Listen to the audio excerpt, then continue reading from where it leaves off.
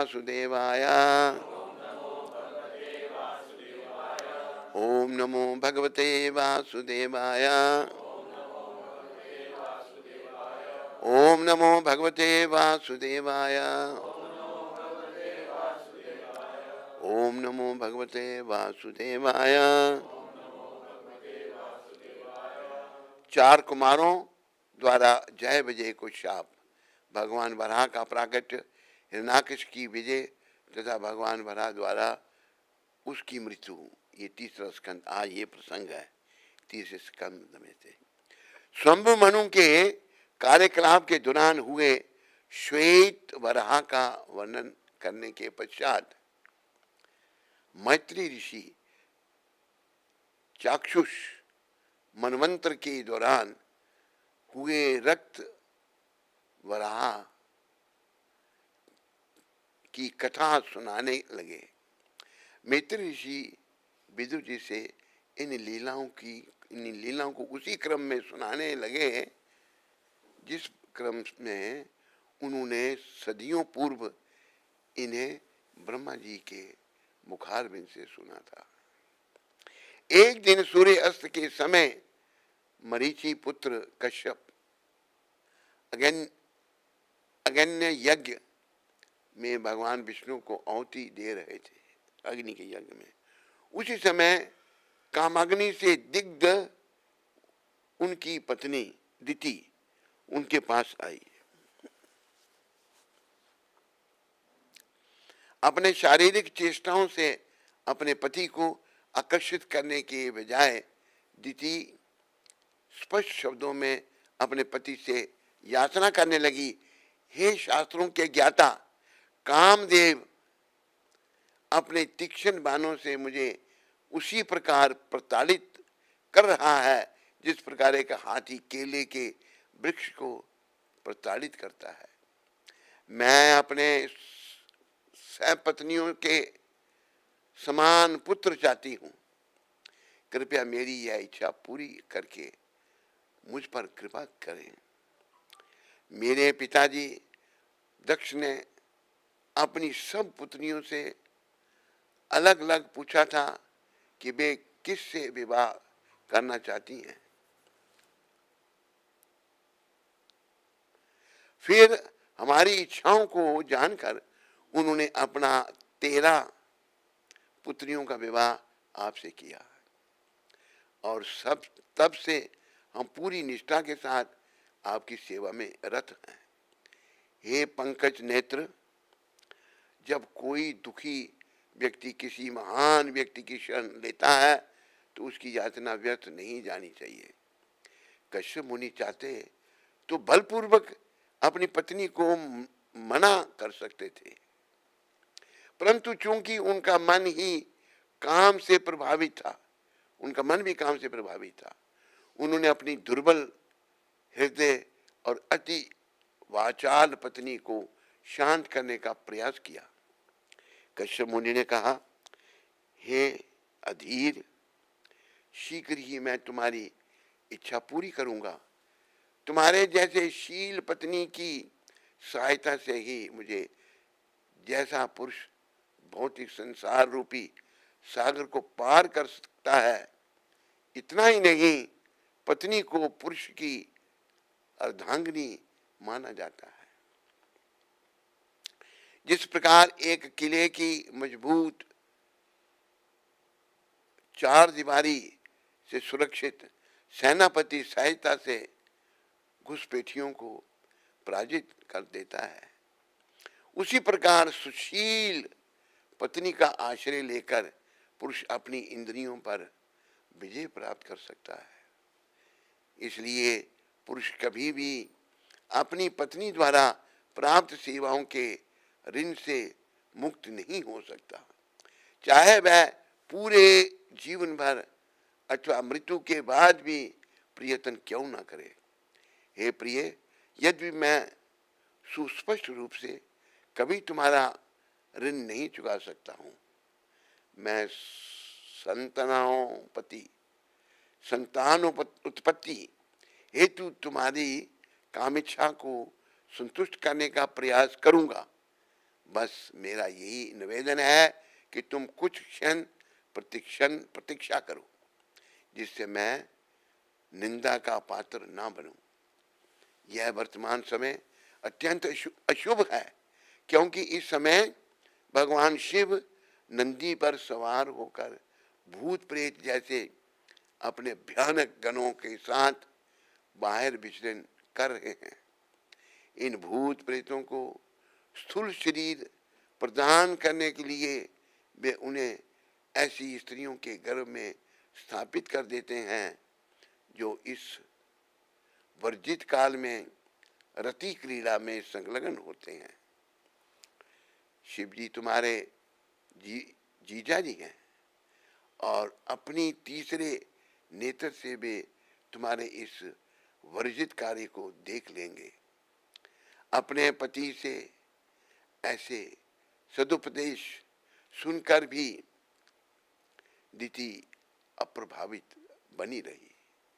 वह काम वासनाओं से इतनी त्रस्त थी कि उसने एक निर्लज्ज वैश्या के समान अपने पति के वस्त्रों को पकड़ लिया और अपनी कामुकता को संतुष्ट करने के लिए बलात् प्रयास करने लगी। सर्वशक्तिशाली नियति को प्रणाम करके कश्यप मुनि ने एकांत स्थान में दिति के साथ सहवास किया। इस वर्जित कार्य को करने के पश्चात कश्यप मुनि ने स्नान करके स्वयं को पवित्र किया और गायत्री मंत्र का मानसिक जप किया। परम सत्य के निराकार रूप पर ध्यान लगाने लगे। काम वासना की तृप्ति के बाद दिति को अपने कार्य पर पश्चाताप होने लगा। लज्जित हो वह सिर झुकाए अपने पति के पास गई और कहा, हे ब्राह्मण, कृपया भगवान शिव के क्रोध से मेरे गर्भ की रक्षा कीजिए। मैं उनके प्रति एक बड़ा अपराध कर बैठी हूँ। तब दिति अत्यंत चतुराई से भगवान शिव से क्षमा की याचना करने लगी। मैं मूर्तिमान क्रोध भगवान शिव को प्रणाम करती हूँ। वे अपनी शक्ति से तत्काल मेरे गर्भ को नष्ट कर सकते हैं, परंतु मैं जानती हूँ कि वे अत्यंत दयालु और क्षमाशील हैं। शिव जी स्त्रियों के स्वामी माने जाते हैं, जिन्हें असभ्य शिकारी भी छोड़ देते हैं। मैं उनसे क्षमा की भिक्षा मांगती हूँ। कृपया कश्यप के सम्मुख खड़ी दिति उनके क्रोध की अपेक्षा करती हुई भयवश कांप रही थी। तब कश्यप मुनि ने कहा, दूषित मन, अनुचित काल, देवताओं की अपेक्षा तथा मेरी आज्ञा का उल्लंघन करने के कारण तुम्हारे गर्भ से 2 असुर पुत्रों का जन्म होगा, जो निष्पाप लोगों की हत्या, स्त्रियों का शोषण तथा ब्राह्मणों पर अत्याचार करके संपूर्ण जगत में तबाही मचाएंगे। अंततः उनका वध करने के लिए स्वयं भगवान अवतरित होंगे और जिस प्रकार इंद्रदेव अपने वज्र से पर्वतों को चूर चूर करते हैं, भगवान उन दोनों का वध करेंगे। दिति ने कहा, हे पतिदेव, मुझे यह सुनकर अत्यंत राहत मिली है कि मेरे पुत्रों का वध ब्राह्मणों के क्रोध से नहीं अपितु स्वयं भगवान के हाथों होगा। जो व्यक्ति ब्राह्मणों के प्रति अपराध करता है अथवा अकारण दूसरों को आतंकित करता है, वह इतना निंदनीय है कि नरक में रहने वाले निकृष्ट जीव भी उस पर करुणा नहीं दिखाते। उस समय कश्यप ने दिति को बताया, तुम्हारे मन में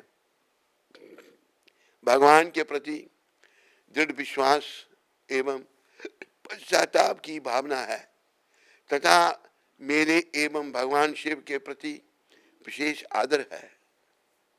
इसलिए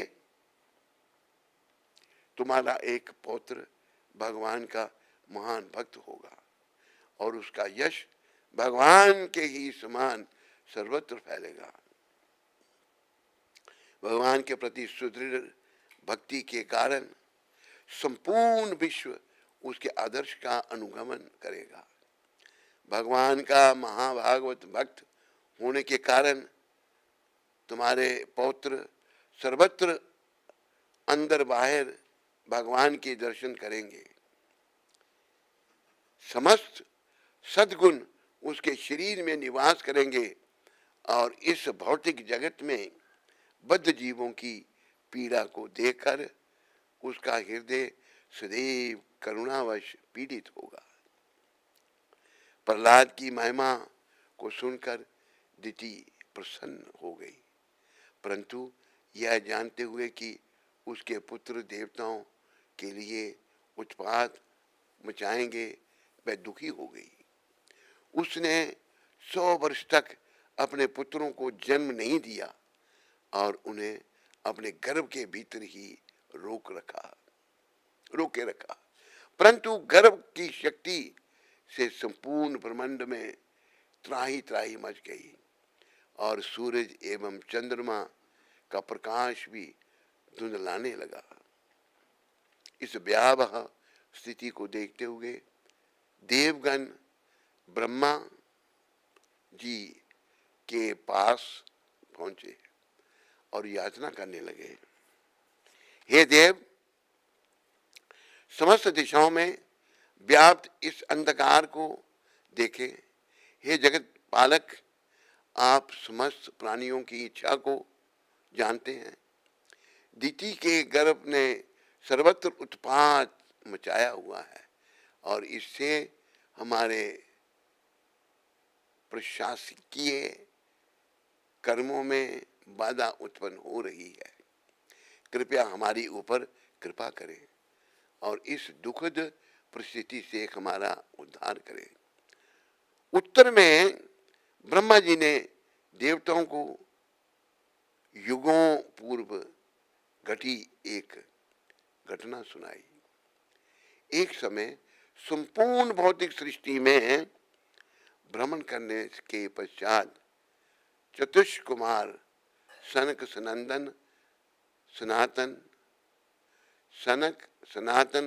सनंदन और सनत कुमारों ने असंख्य वैकुंठ लोकों से युक्त आध्यात्मिक आकाश में प्रवेश किया। चूंकि वे समस्त भौतिक कर्म से मुक्त थे, उन्होंने वहां प्रवेश करने में कोई कठिनाई नहीं हुई। भगवान के वैकुंठ लोक में प्रत्येक व्यक्ति का रूप भगवान जैसा ही होता है और वे सब निरंतर भगवान के प्रेम पूर्वक सेवा में संलग्न रहते हैं। वहां कल्प वृक्षों से युक्त अनेक वन हैं और प्रत्येक ऋतु में वे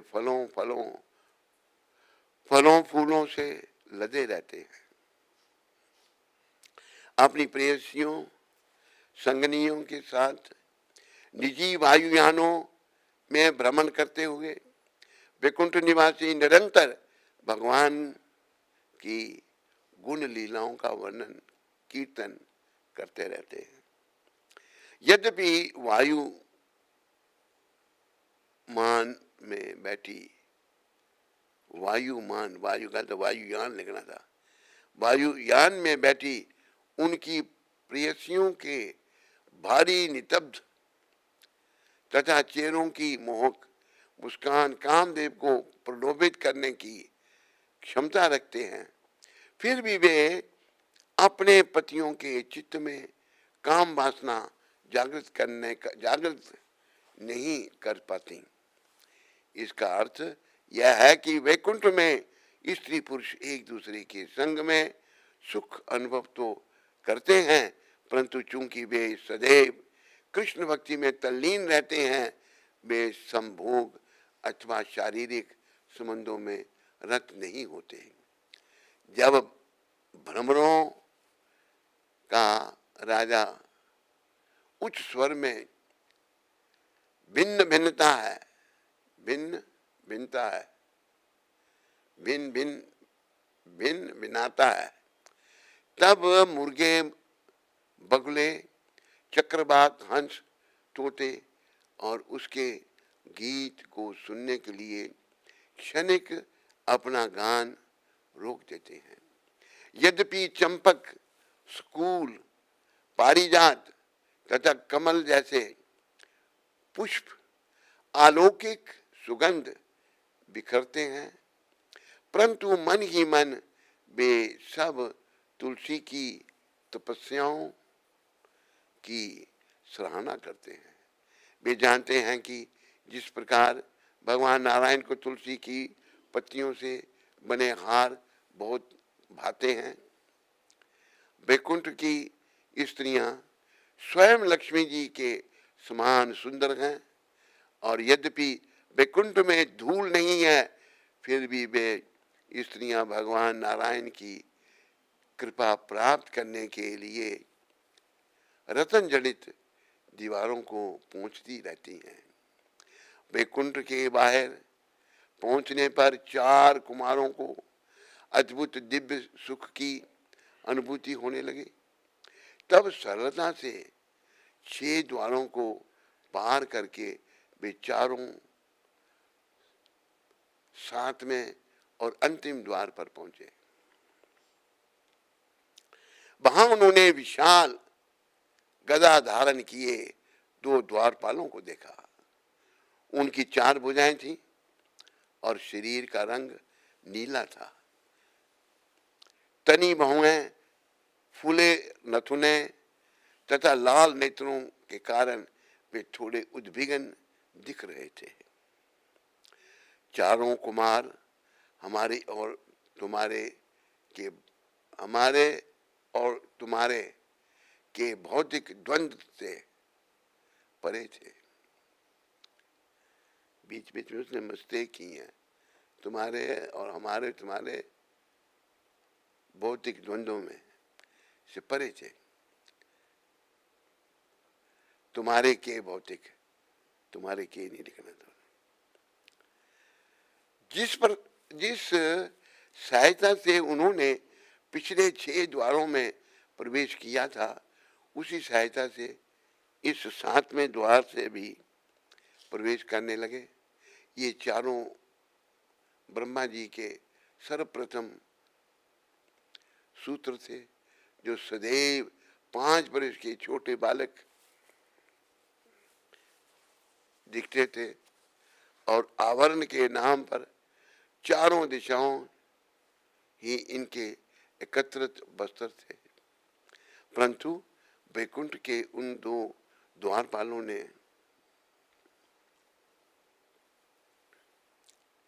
अपने दंडों की सहायता से इन चारों का मार्ग रोक दिया। भगवान सदैव ऋषियों की सेवा के लिए आतुर रहते हैं, इसलिए इन चारों का इस प्रकार रोका जाना सर्वथा अनुचित था। वे चारों बाल ऋषि भगवान के दर्शन के लिए अत्यंत उत्कंठित थे, और इसलिए जब भगवान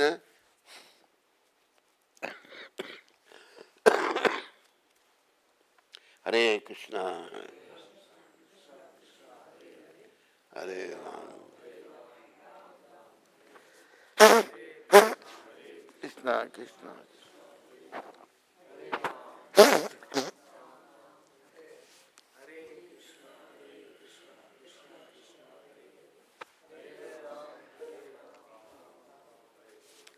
हरे कृष्णा।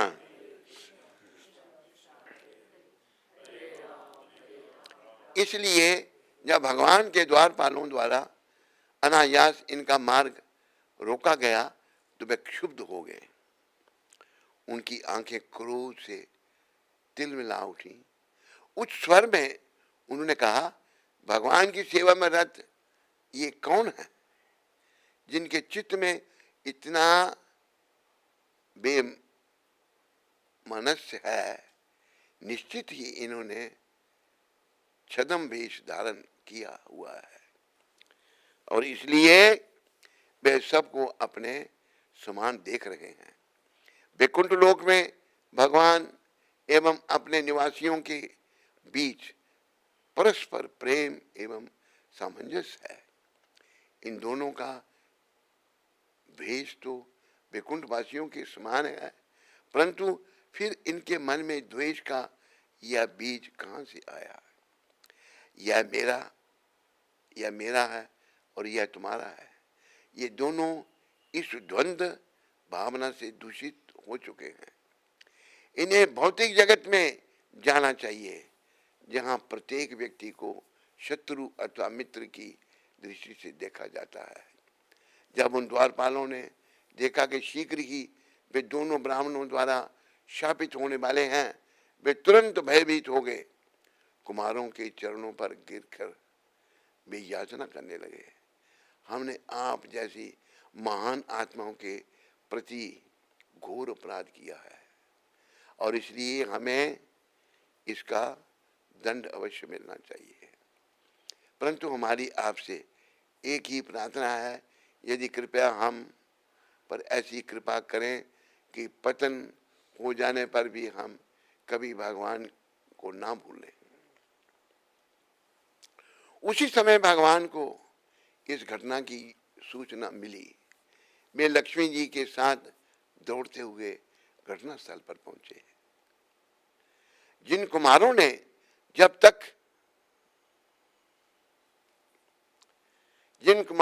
तक भगवान को ध्यान अवस्था में के दौरान अपने हृदयों में ही देखा था, आज उन्हें प्रत्यक्ष खड़ा देखकर भाव विभोर रह गए। भगवान की सुंदर श्यामल देह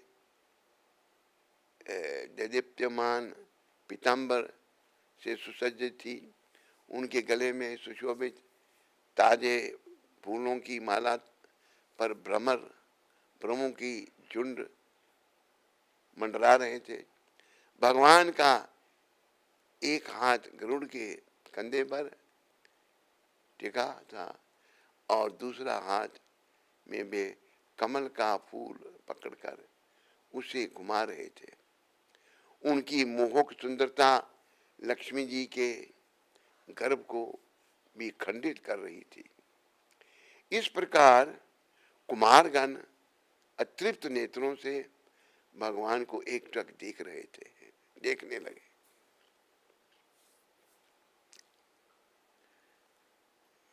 बस, और तो आज की कथा हम यहीं इसको विराम देते हैं। कल इससे आगे कथा प्रारंभ होगी। बोलो कथा समाप्त होत है, सुनिए वीर हनुमान। राम लक्ष्मण जान की सदा करो कल्याण। सियावर रामचंद्र की, राधावर कृष्ण चंद्र की, पवन सुत हनुमान की। बोलो भाई सब संतन की, बोलो भाई सब भक्तन की जय। हरे कृष्ण। वराह मूर्ति प्रभु और माधुरी प्रेम माता मेलबर्न ऑस्ट्रेलिया से, हरे कृष्ण गुरु महाराज जी, दंडवत प्रणाम। आपके चरणों में इस पतित का प्रणाम।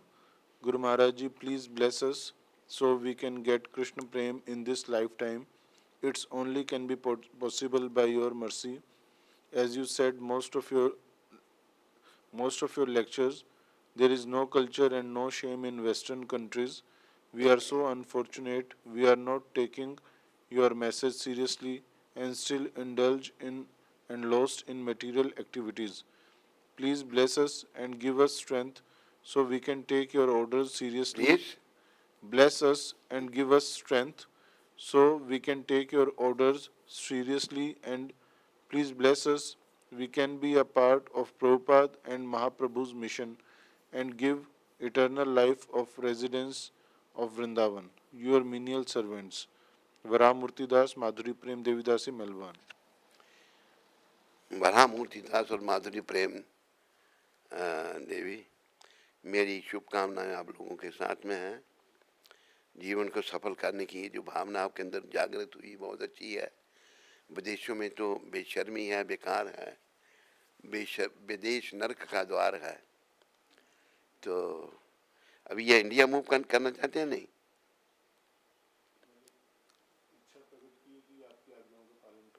तो हमारी आज्ञा अगर पालन करनी है, भारत में आके रहो, वृंदावन में आके रहो और भक्ति करो। भक्ति वैसे भगवत प्राप्ति करने के लिए भागवत में कहा है, कौमार चर्त प्रज्ञो धर्मान भागवतनी दुर्लभ मानुष जन्म तद अपि दुर्मर्तम। 5 साल की अवस्था से भक्ति करनी चाहिए, तब अंत में जाके परिपक्व होती है। पर उस अवस्था से अगर हम नहीं कर पाए, जब से शुरू हो तो कर दें, फिर भी ऐसे भी कईयों का उद्धार हुआ। एक खटवांग राजा थे, उनका बड़ा जल्दी उद्धार हो गया था। तो हो सकता है आप गंभीरता से लो, यही जीवन का उद्देश्य है जो आपने बताया, भगवत प्राप्ति करनी, अंते नारायण स्मृति, अंत में भगवान का नाम जीवा पर आए, यही जीवन का उद्देश्य है। हरे कृष्ण। जयदेव प्रभु जगदीश कंधारी जी अमृतसर से। हरे कृष्णा पूज्य गुरु महाराज जी, आपके चरणों में इस दास का साष्टांग दंडवत प्रणाम। महाराज जी, आज आपके पोते आदित्य पुत्र जयदेव दास का विवाह संपन्न हो रहा है।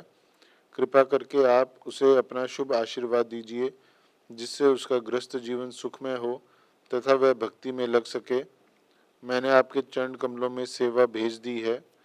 आपके दर्शन एवं कृपा का सदैव अभिलाषी आपका दास जयदेव दास।